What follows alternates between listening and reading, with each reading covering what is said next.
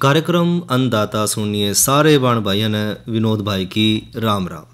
किसान भाइयों, आज कार्यक्रम अन्नदाता में चर्चा करेंगे एकीकृत सौर ग्राम योजना पे और साथ में भाइयों जानकारी लेंगे आज की नसीहत के तहत जीवाणु खाद के महत्व पे और एक जानकारी और साझा करेंगे किसान भाइयों गिल प्राकृतिक खेती में घन जीवामृत एक प्राकृतिक जैविक खाद के रूप में।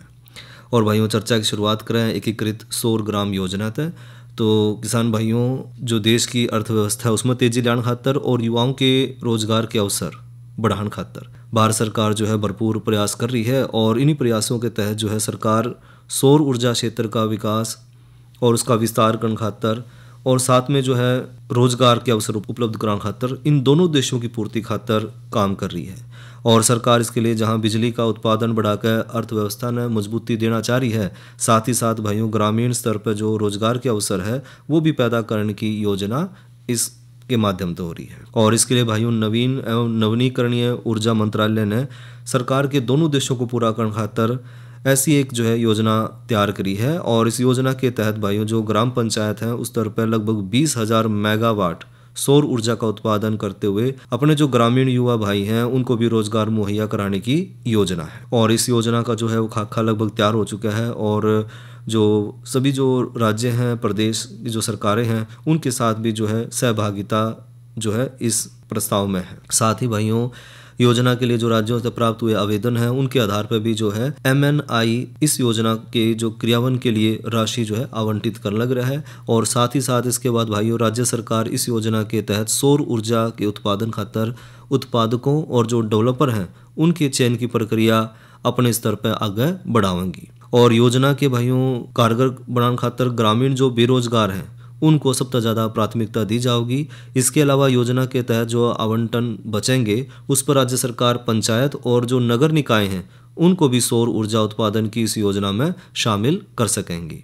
साथ ही भाइयों योजना के तहत जो सोलर पावर प्लांट लगाने हैं उसके लिए जो BTech हैं, MBA है या जो MCOM डिग्री वाले बेरोजगार युवा हैं उनको इसका जिम्मा दिया जाएगा। और बेरोजगार युवाओं को इस बात की छूट रहेगी कि सोलर प्लांट वह खुद भी लगा सके हैं या किसी कंपनी या जो सोसाइटी है उसके साथ साझेदारी में भी प्लांट की स्थापना कर सकेंगे। साथ ही भाइयों जो योजना है इसके लिए युवाओं के चयन की जो उनकी शैक्षणिक योग्यता है उस पर भी बड़ा ध्यान सरकार देगी ताकि एक तो जो उनमें तकनीक दक्षता हो वो हो, उसके आधार पर युवाओं का चयन किया जाएगा। और जो युवा चुने जाएंगे उनमें सरकार की ओर से national institute of solar energy इनकी NIASC में जो है प्रशिक्षण भी दिया जाएगा और उस प्रशिक्षण का उन तक सर्टिफिकेट भी मिलेगा। इसके अलावा भाइयों जो दूसरे स्तर की जो चयन प्रक्रिया है वो भी साथ साथ चलाई जाऊंगी जिसमें उन उम्मीदवारों का चयन और परियोजनाओं से जुड़ी हुई उनकी जो तैयारी है जिसके सोलर प्लांट के लिए ज़मीन का इंतजाम करना है या जो वित्तीय प्रबंधन करना है, इन सब चीज़ों को देखना भी उन युवाओं का काम रहेगा। तो युवाओं को दो तरह की इसमें कैटेगरी में बांट दिया कि एक वो युवा जो ज़मीन का प्रबंधन करेंगे और जो वित्तीय मामले हैं उनका प्रबंधन करेंगे और दूसरा जो टेक्निकल होंगे जो प्लांट पे काम करेंगे। भाई इसके साथ साथ भाइयों MNI ने जो ग्राम पंचायतें हैं और जो ग्राम निकाय हैं उनको भी योजना के तहत जो है सोलर पावर प्लांट है उनको लगाना भी उपयुक्त बताया है। इनकी जो ग्राम पंचायत है वो भी अपने लेवल पर सोलर पावर प्लांट लगा सकेंगे। ऐसा करने से एक तो देश की जो बिजली की समस्या है वो भी दूर होगी और जो सरकार का लक्ष्य है कि जो है 1 लाख मेगावाट तक जो है सरकार सोलर पावर प्लांट के माध्यम से बिजली उत्पादन करने का लक्ष्य रखा है। और साथ ही साथ जो हमारे युवा बेरोजगार हैं उनको भी इसके माध्यम से रोजगार मिल सके।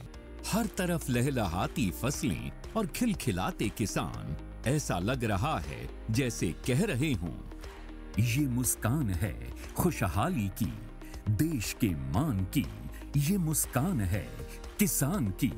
प्रधानमंत्री श्री नरेंद्र मोदी के दूरदर्शी नेतृत्व में विश्व की सबसे बड़ी डायरेक्ट बेनिफिट ट्रांसफर योजनाओं में से एक किसान सम्मान निधि योजना की शुरुआत 2019 में की गई। इस योजना की शुरुआत से लेकर अब तक देश के करीब 11 करोड़ से अधिक किसानों को लगभग 2,61,000 करोड़ रुपए से अधिक सीधे किसानों के खाते में हस्तांतरित किए जा चुके हैं। पीएम किसान को पारदर्शी बनाने और आधुनिक तकनीक से जोड़ने के लिए समय समय पर तकनीकी सुविधाओं का विस्तार किया गया है। डिजिटल टेक्नोलॉजी से कैसे हम किसान को एम्पावर कर सकते हैं, इसके लिए भारत में प्रयास निरंतर बढ़ रहे हैं। अनेक सर्विसेज में टेक्नोलॉजी का उपयोग, आर्टिफिशियल इंटेलिजेंस का उपयोग बढ़ाया जा रहा है। अब पीएम किसान योजना में एक नया अध्याय जोड़ने के लिए कृषि एवं किसान कल्याण मंत्रालय AI चैटबॉट किसान ई मित्र को इस योजना में लागू कर रहा है।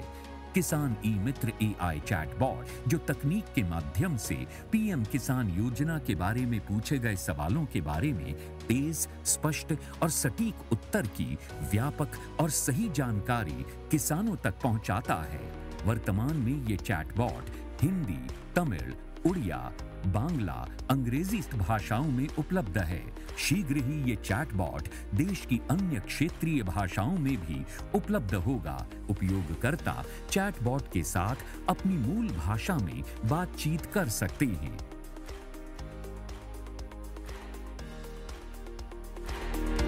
किसान ई मित्र में आपका स्वागत है। मैं आपका निजी सहायक हूँ। कृपया मुझे बताएं कि मैं आपकी कैसे मदद कर सकता हूँ। प्रिय लाभार्थी, अपना प्रश्न टाइप करें या माइक बटन का उपयोग करके बोलें। मुझे मेरी अंतिम किस्त का भुगतान नहीं मिला है। हम आपसे अनुरोध करते हैं कि आप हमें अपना वैध आधार नंबर, पीएम किसान ID फोन नंबर प्रदान करें। किसान भाई बहन कंप्यूटर, लैपटॉप, टैबलेट या मोबाइल के माध्यम से चैटबॉट की सुविधा का लाभ 24 घंटे उठा सकते हैं। चैटबॉट के माध्यम से व्यक्तिगत जानकारी, पात्रता स्थिति, वर्तमान रिलीज स्थिति, किस्त भुगतान विवरण इत्यादि की जांच किसान भाई बहन स्वयं कर सकते हैं। साथ ही अपना मोबाइल नंबर, भूमि संबंधी जानकारी या नया विवरण एक प्रक्रिया द्वारा चैटबॉट के माध्यम से अपडेट भी कर सकते हैं। प्रधानमंत्री किसान सम्मान निधि योजना के तहत किसान ई मित्र चैटबॉट का आगाज देश की रीढ़ कहे जाने वाले किसानों के जीवन में खुशहाली, तरक्की और आत्मविश्वास की एक नई मिसाल पेश करेगा, जो बढ़ाएगा मान दुनिया भर में आत्मनिर्भर भारत का।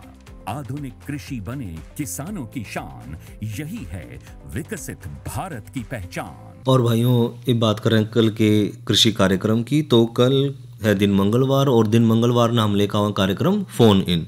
और फोन इन कार्यक्रम का विषय रहेगा सर्दियों के मौसम में उगाए जाने वाले सब्जियों की देखभाल भाइयों। और बात करें आज के मौसम की, तो आज का अधिकतम तापमान रहा 24 डिग्री सेंटीग्रेड और न्यूनतम तापमान रहा 9 डिग्री सेंटीग्रेड। और आने वाले कल का अधिकतम तापमान रहने की संभावना है 24 डिग्री सेंटीग्रेड और न्यूनतम तापमान रहने की संभावना है 9 डिग्री सेंटीग्रेड। और इसके अलावा भाइयों, किसान भाइयों, खेती बाड़ी से जुड़ी किसी भी तरह की समस्या का समाधान लेने खातर किसान भाई जो हैं किसान कॉल सेंटर पर कॉल करके अपनी जो परेशानी है या कोई समस्या है उसका समाधान ले सके हैं। और किसान कॉल सेंटर का नंबर है 1551 1551। और ये कराओ भाइयों का मनोरंजन, सुनायो लोकगीत। उसकी करनी उसके आगे जिक्र करा न करते, मरती बरिया दुश्मन के सरे दोष धैर्या न करते।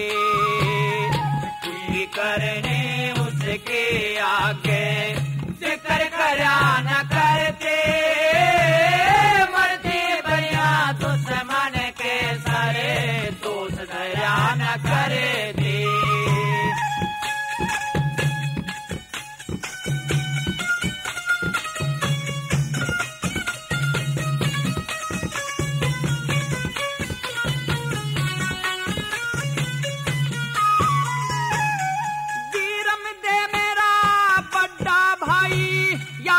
कहन की कोना एक म्यान में दो बरछी दिके कह रहन की कोना।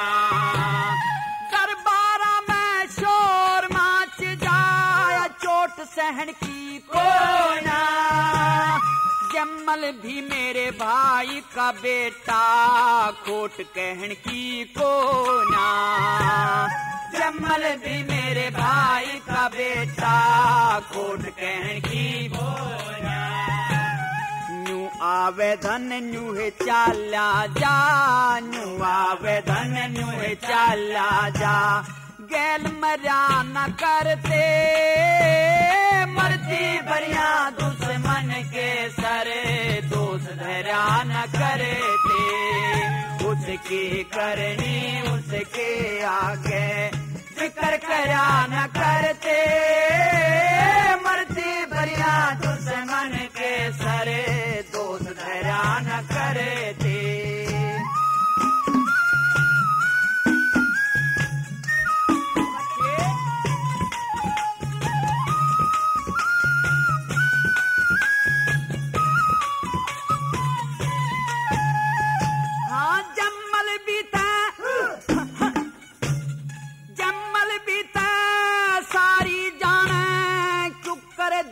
हटाऊंगा बालक पण नादान अवस्था, क्यों करे घर से ताऊंगा।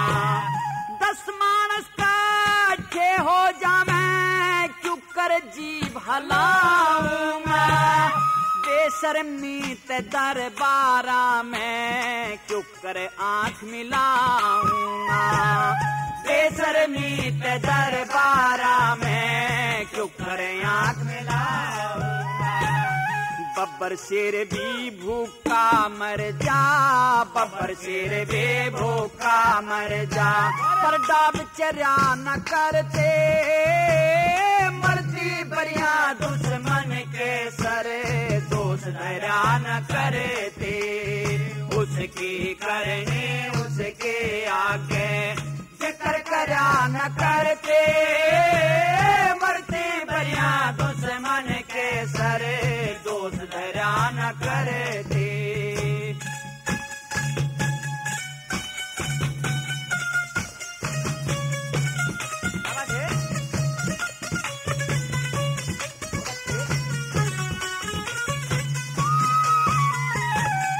एक बेल के दो तुम्बे हो, एक ही हो से उनकी जात। एक फिरे गलिया में बजता, एक साधु संता के साथ। एक बाप के दो बेटे हो, एक ही उनका हो से गात। एक पैसर बदनामी धर ले, एक करे पंचा में बात। एक पैसर बदनामी धर ले, एक करे पंचा में बात। पेज के ऊपर जहर का प्याला, पेज के ऊपर जहर का प्याला।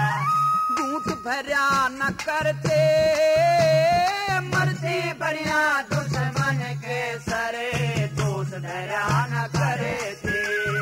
उसकी करनी उसके आगे, जिक्र करा न करते, मरती बरिया दुश्मन के सरे, दोष धरा न करे थे।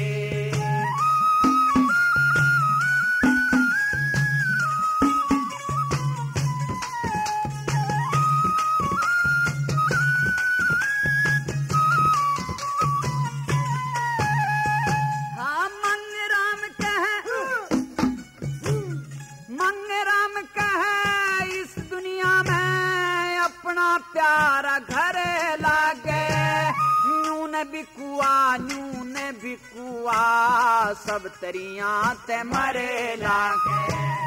बद से तो बदनाम बुरा मन, बदनामी ते डरे लागे। तमने इसी कसूती बात कही, मेरा धरती के मसरे लागे। इसी कसूती बात कही, मेरा धरती के मसरे लागे।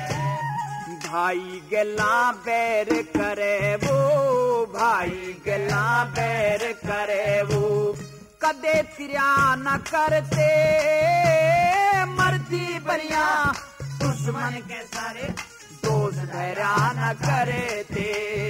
उसकी करनी उसके के आगे जिक्र करा न करते, मरते बढ़िया दुश्मन के सरे दोस्त धरा न करते। ये तो सुनी भैया नरागणी। और अब करें भाई चर्चा आज की नसीहत के तहत जीवाणु खाद का महत्व। किसान भाइयों, हम सब जाना है कि जो आज का समय है इसमें अधिक उत्पादन लेने खातर हम बहुत ज़्यादा से ज़्यादा रासायनिक उर्वरकों का और कीटनाशकों का प्रयोग कर रहे हैं, जिससे हमारी मिट्टी की भौतिक, रासायनिक और जो जैविक गुण हैं उनका नुकसान होता जाने लग रहा है। और इसका भाइयों दुष्प्रभाव जो है सूक्ष्म जीव और जो अन्य जो जीवधारी हैं उन पर भी पड़ा है, और साथ के साथ जो हमारा ज़मीन का जो पानी है, जो भूजल है, उसने भी प्रदूषित करने लग रहा है। इसलिए भाइयों हमने पर्यावरणीय जो प्रदूषण है उसके साथ साथ जो हमारी आर्थिक समस्या है उसको भी ध्यान में रखते हुए जैविक खेती को हमने अपनाना चाहिए। और जैविक खेती में भाइयों सभी प्रकार की जो फसल हैं, पौधे हैं, उनके उपयोग में लाई जाने वाली जो मिट्टी है उसको रासायनिक उर्वरक हैं, कीटनाशक हैं, खरपतवार नाशक हैं, फफूंदी नाशक हैं, इस तरह के जितने भी हर प्रकार के जो रासायनिक पदार्थ हैं उन तो हमने बिल्कुल मुक्त रखना है। अगर हम तो मुक्त रख पाओगे तभी हम कहोगे कि जैविक खेती है। और केवल हमने गोबर की खाद, हरी खाद, केंचुए द्वारा बनाई गई खाद है, या बायोगैस की जो सलरी है उससे प्राप्त होने वाली जो खाद है भाइयों, या जीवाणु खाद है, जैविक खरपतवार नाशक हैं, जैविक कीटनाशक हैं और जैविक जो फफूंदी नाशक हैं, हमने सिर्फ उन्हीं का इस्तेमाल करना है। क्योंकि भाइयों रासायनिक उर्वरक और जो दवाई हैं उनके अवशेष हमारे शरीर में भी पहुँचकर अनेक तरह के जो रोग हैं उनने जन्म देवे हैं। और आज भाइयों जो आमजन है उसके स्वास्थ्य खातर हमने जागरूक होना पड़ेगा। इसलिए भाइयों जैविक उत्पादों को हमने ज़्यादा महत्व देना है, और जड़ी बूटी और जो औषधीय पौधे हैं उनका भी जो है फसल के तौर पर हमने जो है ज़्यादा उत्पादन बढ़ाना है। तो केवल जैविक खेती द्वारा ही हम संभव कर पाएंगे। और आज जो लोग इन पौधों के महत्व को समझ चुके हैं उनकी भी जो है बाज़ार में मांग बढ़ती जाने लग रही है, जिससे किसान भाई जो है वक्त के अनुसार ज़्यादा पैदावार ले सके हैं। तो जैविक खेती अपना के जो है किसान भाई बहुत तरह की जो है लाभ ले सके हैं। उसमें हम अगर जैविक खाद के महत्व की बात करें तो जैविक खाद के रूप में जीवाणु या जैविक खाद भाइयों, इसमें हम मुख्य रूप से राइजोबियम का जो टीका है वो इस्तेमाल कर रहे हैं। ये टीका एक बहुत ही लाभकारी जीवाणु है, और जो दलहनी हमारी जो फसल हैं उनमें खाद के रूप में हम इसने प्रयोग कर रहे हैं। अलग अलग दलहनी फसलों के लिए अलग अलग तरह प्रकार के जो राइजोबियम के जीवाणु टीके हैं उनका हम प्रयोग कर सके हैं। और ये जीवाणु वायुमंडल तक जो नाइट्रोजन है उसने लेकर जो दलहनी पौधे हैं उसकी गांठ, उनकी जो गांठ बनाकर उसमें इन्हें स्थिर करते हैं। इस तरह जीवाणुओं के प्रयोग तो भाइयों फसल के उत्पादन में लगभग 15 से 20% तक की बढ़ोतरी देखी जावा है। इसी तरह भाइयों एक और टीका है, वो है एजोटोबैक्टर टीका। एजोटोबैक्टर टीका भाइयों यो गेहूँ की और जो दूसरे अनाज वाली जो फसल हैं उसमें हम प्रयोग कर रहे हैं, और ये एक सूक्ष्म जीवाणु खाद है और लगभग 30 किलोग्राम नाइट्रोजन प्रति हेक्टेयर के हिसाब से स्थिरकरण में इसमें ये क्षमता रखा है। और इसके साथ साथ ये जो जीवाणु है कुछ जो वृद्धि कारक पदार्थ है जिस तरह की जिब्रेलिक एसिड है या कुछ अन्य जो रसायन है जो पौधों की जड़ों में होने वाली जो बीमारी हैं और बीमारी से पैदा होने वाले जो रोगाणु हैं उन्हें भी रोकने में मदद करे है। और इसी तरह भाइयों राइजोबियम टीका है या जो एजोटोबैक्टर का टीका है, इसी तरह है फास्फेट सॉल्युबिलाइजर टीका। फास्फेट सॉल्युबिलाइजर जो टीका है इसका प्रयोग भी भाइयों हम एक जैविक खाद के रूप में कर सकते हैं। और यो भाइयों फास्फोरस या जो फास्फेट उर्वरक हैं उनकी उपलब्धता बढ़ावा है, जिससे पौधे में विशेष तौर पर बढ़ोतरी देखी जावा है। और कुछ सूक्ष्म जीव जिस तरह की बेसिल्स हैं या सुडोनोमस है या फिर एल्परजिल्स आदि कुछ ऐसे संबंधित हैं जो कार्बनिक अम्लों जिस तरह की सक्सिनिक अम्ल है या अल्फा कीलोग्लूटोनिक और अम्ल है या फिर जो लैक्टिक अम्ल है, इस तरह के अम्लों को पैदा करने में मदद करे है, जिससे भूमि में स्थिर और अघुलनशील जो फास्फोरस के तत्व हैं वो भी घुलनशील होकर जो है जमीन की उपजाऊ शक्ति ने बढ़ावा है। और ऐसा भाइयों एक टीका और है एजोस्पाइरिलम टीका। इसका प्रयोग भाइयों मुख्य रूप से गन्ने की फसल है, मक्का है, ज्वार है, बाजरा है, धान है और गेहूं आदि की फसलों में इसका प्रयोग किया जावा है। और एजोस्पाइरिलम एक सहकारी सहजीव है भाइयों जो नाइट्रोजन को स्थिर करके फसल का उत्पादन बढ़ावा है। यो नाइट्रोजन को स्थिर करने के लिए साथ साथ कुछ ऐसे पदार्थों को भी पैदा करा है जो पौधे की प्रकाश संश्लेषण की जो क्षमता है उसमें भी बढ़ोतरी करे है। और साथ ही भाइयों नीला हरित शैवाल ये भी जैविक खाद का प्रयोग हम धान की खेतों में कर रहे हैं और ये एक प्रकार का प्रकाश संश्लेषी है और साथ ही भाइयों नत्रजन्य भूमि में स्थिर कर है। नीला हरित शैवाल भाइयों धान के खेत में लगभग 30 किलोग्राम नाइट्रोजन प्रति हेक्टेयर जो है स्थिर करके पौधे को उपलब्ध करा हुआ है और खेत में एकत्र जो नीला हरित शैवाल है एक चिलेटर के रूप में काम कर है, जिससे कई प्रकार के जो पोषक तत्व हैं पौधे को मिल जाए हैं। इसके अतिरिक्त भाइयों जैविक खेती और जो जैविक बीज है उसके उत्पादन में भी हम रासायनिक उर्वरकों की बजाय भाइयों पौधे के लिए सभी आवश्यक जो पोषक तत्वों की पूर्ति कराने खातर गोबर की गली सड़ी खाद, गोबर गैस से निकलने वाली खाद और हरी खाद के रूप में किसान भाई जो है खेत में डैचा ले सके हैं, सनई बो सके हैं, लोबिया है, गवार है, इस तरह की जो दलहनी फसल ले सके हैं। और साथ ही साथ जो है केंचुए द्वारा बनाई गई जो खाद है जिसमें हम वर्मी कंपोस्ट को हैं उसका भी प्रयोग कर सके हैं। और जैविक खेती में भाइयों फसल चक्कर में एक दलहनी फसल जरूर रखें, क्योंकि भाइयों दलहनी फसल भी जो है खेत की उपजाऊ शक्ति बढ़ावा है। ये तो भाइयों करी चर्चा आज की नसीहत के तहत जीवाणु खाद के महत्व पर। और भाइयों इव लेवन जानकारी प्राकृतिक खेती में भाइयों घन जीवामृत और साथ ही संजीवक खाद के बारे में। किसान भाइयों बात हम प्राकृतिक खेती कर रहे हैं तो प्राकृतिक खेती में जो जैविक खाद है घन जीवामृत या भाइयों घन जीवामृत एक ऐसी उपचारित जैविक खाद है जिसका हम खाद को जमीन में या फसल में आसानी से प्रयोग कर सके हैं। और घन जीवामृत बनाने खातर जो तरीका है भाइयों वो है कि हमने 200 किलो लेना सूखा हुआ और एक छलनी में से जो छाना हुआ गोबर की खाद 200 किलोग्राम हमने सूखी गोबर की छलनी में छान कर खाद ले लेनी है और इसमें 20 लीटर जीवामृत अच्छे से मिला लेना है। अच्छे से मिलाने के बाद भाइयों खाद का ढेर जो है बनावे और जूट की बोरी तो उसने ढक देवे और इसने लगभग 48 घंटे तक छोड़ देवे। उसके बाद भाइयों 48 घंटे के बाद जो है छाया में इसने खुला सुखा लें। 48 घंटे बाद इसने छाया में सुखावा खुला छोड़ कर और जूट की जो बोरी उसमें भर कर छायादार स्थान में इन्हें रख देवे। साथ ही भाइयों फिर 1 साल तक इसका भंडारण हम कर सके हैं और 200 किलोग्राम घन जीवामृत प्रति एकड़ के हिसाब से हम इस्तेमाल कर सकें। साथ ही बात करें भाइयों संजीवक खाद की तो यह प्राकृतिक तत्वों से बना हुआ एक दवा है जो कि फसलों में सीधे हम दे सके हैं। इसके प्रयोग से फसलों की उचित बढ़ोतरी के साथ साथ जो विभिन्न रोग हैं उन तभी हम मुक्ति ले सके हैं। और इसकी अगर बनाने की विधि और इसकी सामग्री की बात करें तो भाइयों सामग्री इसमें हमने लेनी है 100 लीटर। अगर हमने 100 लीटर जो सामग्री तैयार करनी है उसका 30 किलोग्राम तो गाय का गोबर, साथ में 3 लीटर गौमूत्र हमने लेना है, 500 ग्राम गुड़ और 66 लीटर लेना है पानी। और इसकी बनाने की विधि की बात करें तो भाइयों 1 ड्राम में 30 किलोग्राम गोबर और 3 लीटर गाय का मूत्र ले लें और 500 ग्राम गुड़ इसमें अच्छी तरह से मिला लें। अच्छे से मिलाने के बाद भाइयों 66 लीटर पानी भी इसमें मिला लें और एक कपड़े तक ढक कर 10 से 12 दिन तक इसने रख। उसके बाद भाइयों 10 से 12 दिन के बाद जो है लकड़ी से इसने हिलाकर इसने हम प्रयोग कर सके हैं। और प्रयोग करने की विधि है भाइयों 1 एकड़ ज़मीन में जो है 200 लीटर की मात्रा में 2 से 3 बार इसका हम प्रयोग करें और सिंचाई भाइयों पानी के साथ या मिट्टी के साथ मिलाकर भी हम इसका प्रयोग कर सकें। तो इसकी जो संजीवक खाद बनाने की जो सामग्री है वो हमने अगर 100 लीटर तैयार करनी है तो उसमें 30 लीटर तो हमने लेना है गाय का गोबर और 3 लीटर लेना है हमने गाय का मूत्र और 500 ग्राम इसमें गुड़ और 66 लीटर लेना हमने इसमें पानी। और इसी के साथ भाइयों अगर जो गोबर पानी खाद है, अगर गोबर पानी खाद हम बना रहे हैं तो गोबर लेना इसमें 5 किलोग्राम, गौमूत्र हमने लेना है 15 लीटर और 1 बाल्टी जो है 20 लीटर की हमने लेनी है इसमें साथ में। और दोनों जो है समान मात्रा में अच्छे से मिलाकर 15 दिन खातर जूट के बैग में ढक कर रख दें और हर रोज़ जो है 1 बार हिलावें और 15 दिनों के बाद जो है 1 लीटर लेकर उसमें 10 लीटर पानी में मिलाकर उसमें जो मार्किन कपड़ा है उसमें से छान लें और सुबह के समय इसका स्प्रे करें। तो यह खाद जो है 2 महीने तक किसान भाई इस्तेमाल कर सके हैं।